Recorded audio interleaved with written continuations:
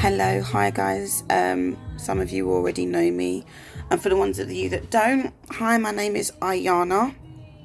I've decided to start doing some mini, I think they're called podcasts. I'm not entirely sure.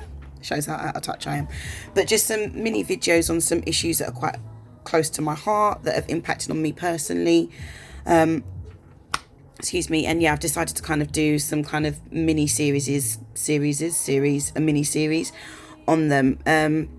So my first one is on self-esteem, and today is going to just be quite short and quite just basically an introduction as to who I am, what I plan to do, what I'm hoping to get out of it, and what I'm hoping to share with you guys. So like I said, the first one is going to be around self-esteem, and the reason I've chosen to do self-esteem is because it's been quite a big thing for me recently. I kind of have been going through a journey of kind of discovery, if you'd like, and it's one of the things that have come up. So I initially started sharing videos around a weight loss journey, which had a few YouTube videos and a Facebook page, which is still running.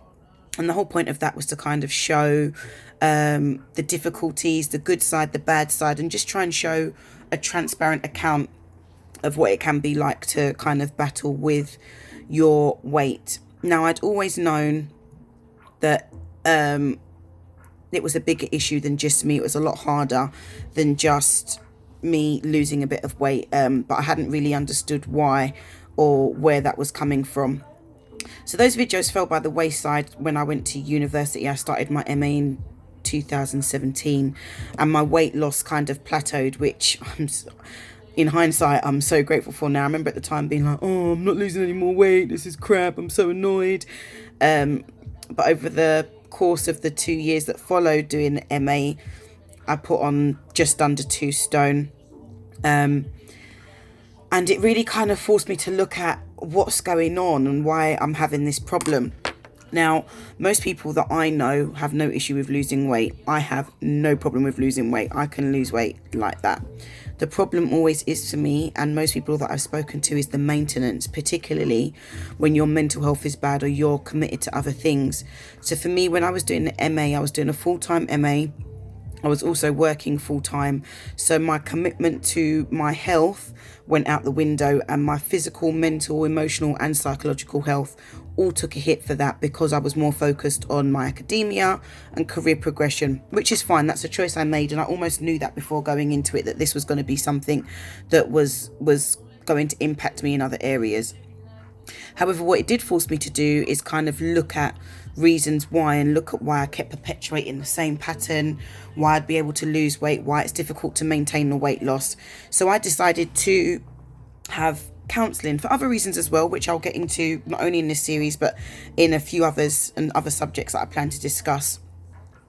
So I started counselling last year, June, and I've been having private counselling weekly since then, which has been invaluable. It's been very difficult, very turbulent.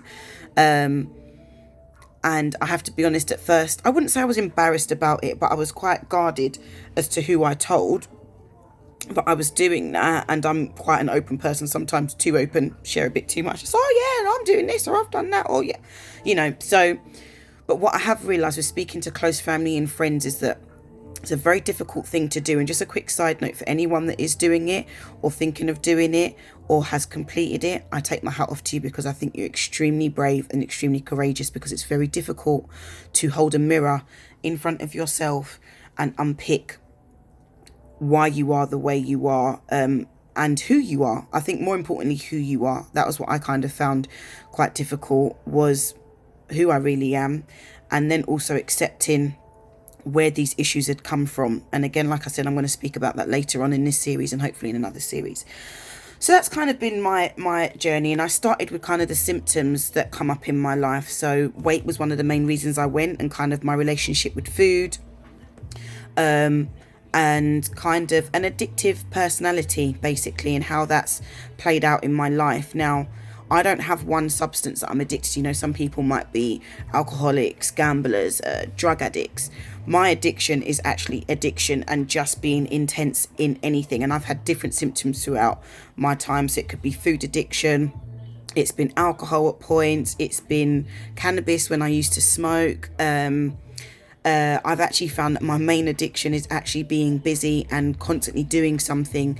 And I've been able to unpick and understand that the reason I like doing that is because it stops me from having to deal with and focus on my thoughts, my responses, why I am the way I am. So again, all of this is coming through counselling, through some really, really tough sessions and some really good ones, insightful ones. So I kind of promised myself, in terms of tackling this addiction, first off, in terms of the symptom, that I'd give myself a year of healing, commitment to change, and to kind of stand still. And my challenge this year has been to stand still, which has actually been the hardest thing in the world. I mean, give me a master's and a full-time job and I'll walk it and ace it, water off a duck's bag. But just saying, just be still and focus on you. What do you need? What do you want? Where are you at? Where are you going? Has been incredibly difficult. But I'm committed to it. I'm committed to myself. But getting back to the self-esteem, one of the main things that had kind of come from the counselling after dealing with these different symptoms of, okay, well, eating's a problem, and sometimes drinking's a problem, and sometimes relationships are a problem, and standing still's a problem, and it all kind of rooted back to self-esteem.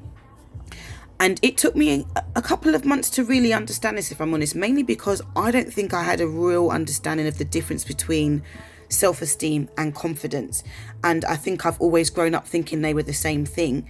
Now, I'm an extremely confident person. I talk in front of anyone.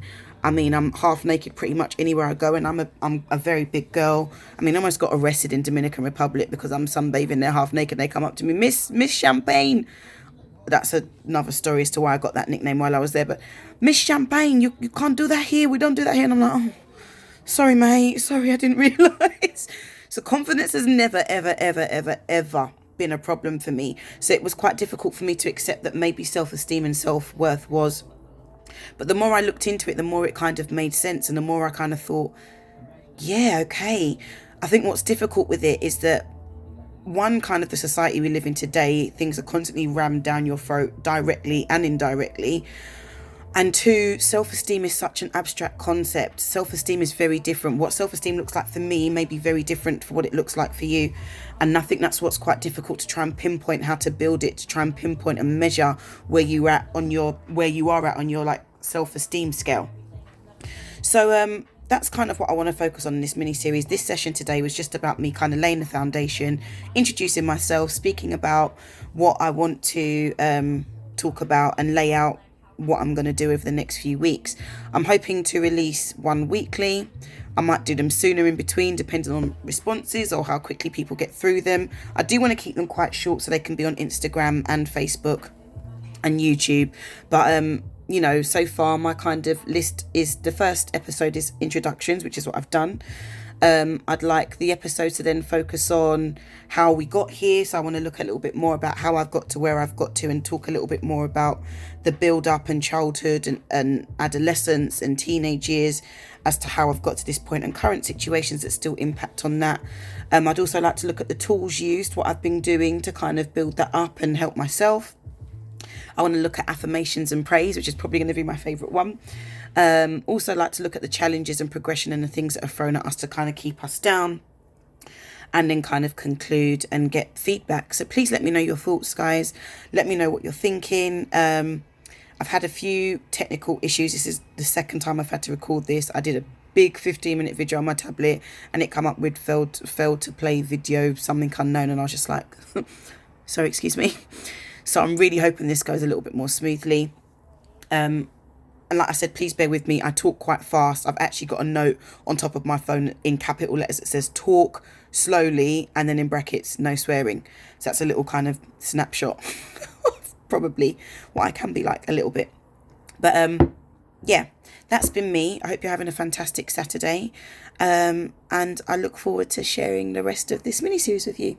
Anyway, thank you so much for your time. Remember to be kind to others, but most importantly, please be kind to yourself. Bye.